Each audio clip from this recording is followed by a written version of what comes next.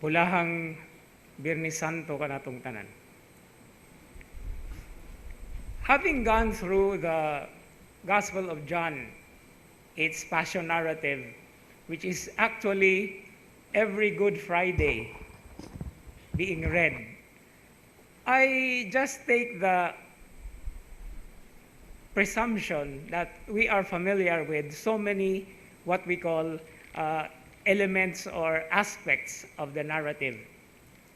Now, for our purpose today, for this particular year, there is a very interesting section in that particular narrative, in that particular passion narrative, where there is a so-called lacuna. Now, do you know what a lacuna is? Lacuna is a space. Or if you would like to be very literary about it, there is what we call a dramatic pause while the narrative is being read or is being proclaimed.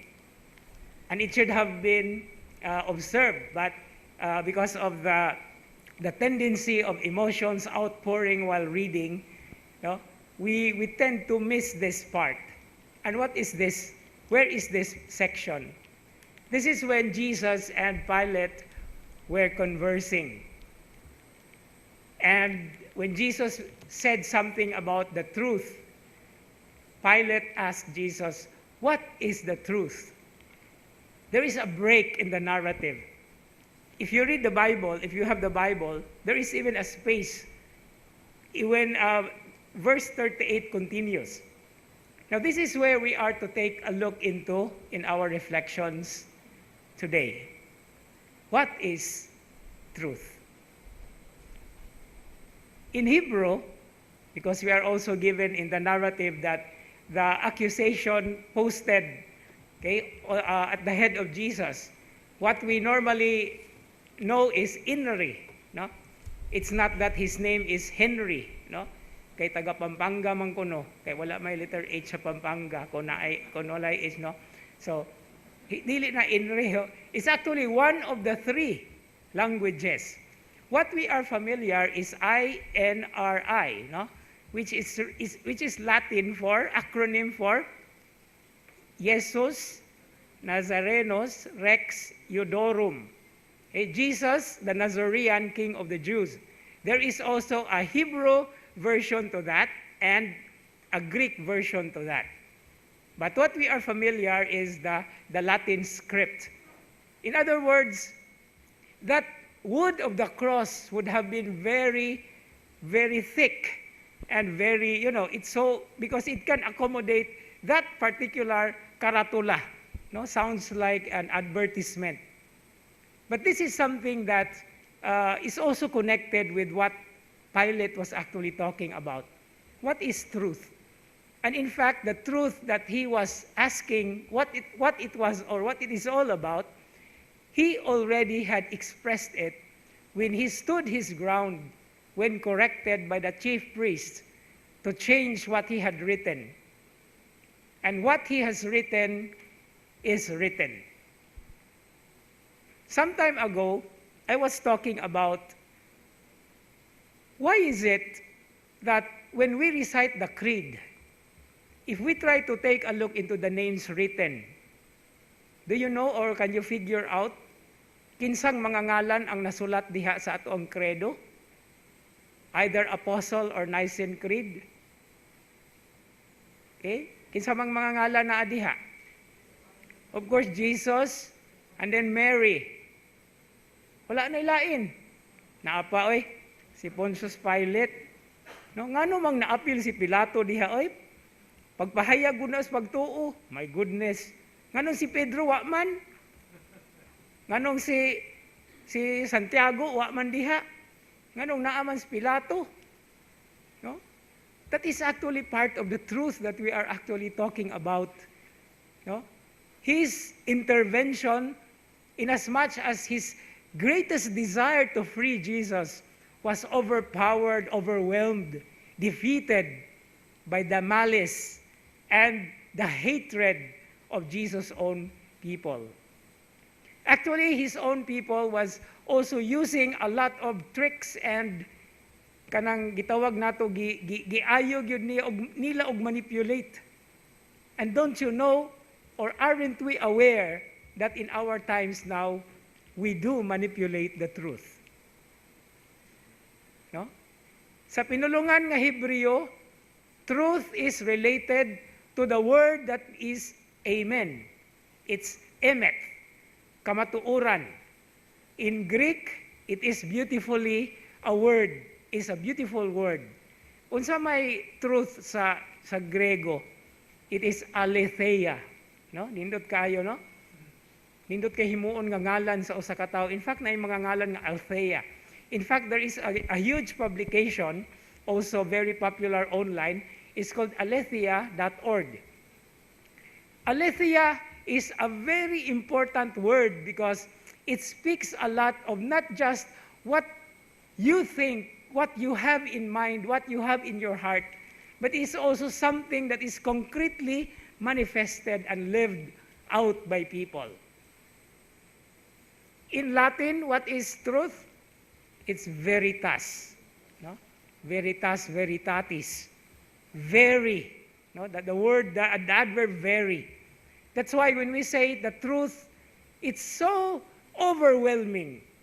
It is not something that we just nod about, or it is not just something that we keep it inside, or we are silent about, but it is something that we have to talk about. But the problem nowadays, dear sisters and brothers, is there are so many truths that are being scattered far and wide. And some of these are not just half-truths, but not truths at all. In terms of convictions and relationships, we do respect other people. We have his truth, her truth, my truth, your truth, our truth, and whoever else's truth. Daghan kayong mga truths.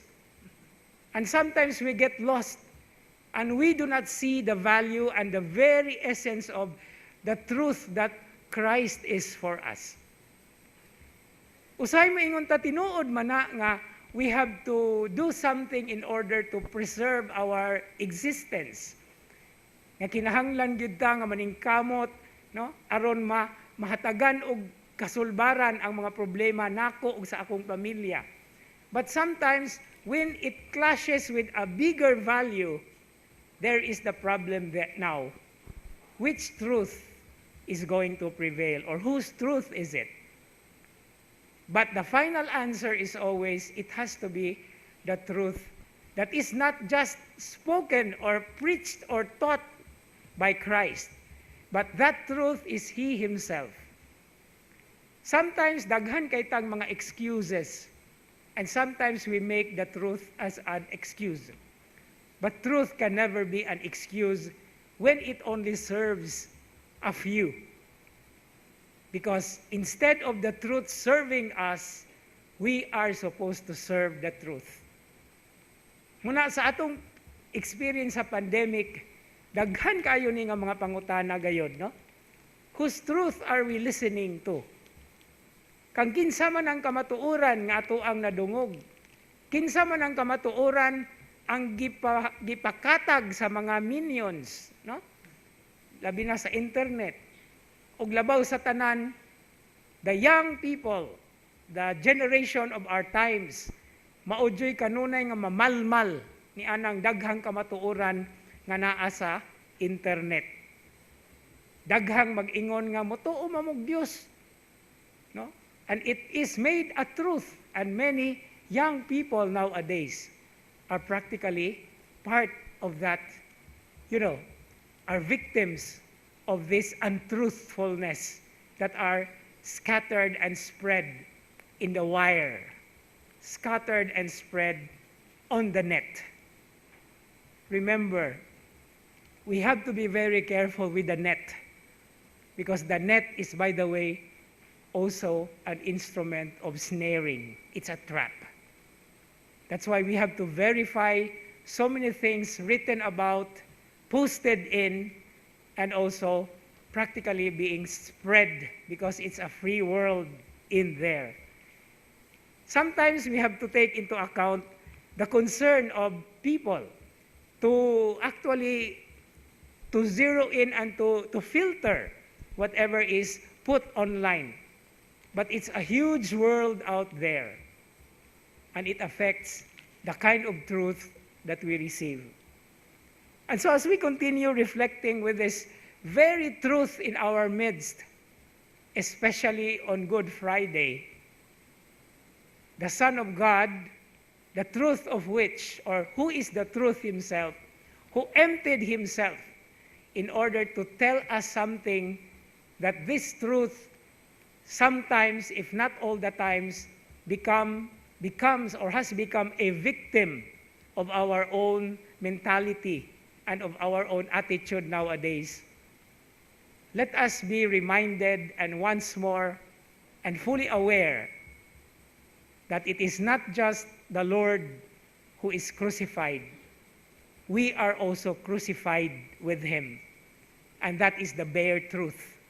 With our problems, with our concerns, with the pandemic that is pressing on us day in and day out, tungod usahay sa atong pagkawalay disiplina, okay, the truth suffers. We crucify the truth. And if Jesus is himself the truth, then today, in this very moment, as we venerate him who suffered and who died, who was crucified for our sakes, we also have to acknowledge that we have crucified the truth in many different ways in our lives. And so we ask the one who has been crucified for us to let the truth speak for itself. And with his burial and with his rising again, let the truth be manifested and let the truth be spread far and wide through us who are children of the truth. Aren't we? Amen.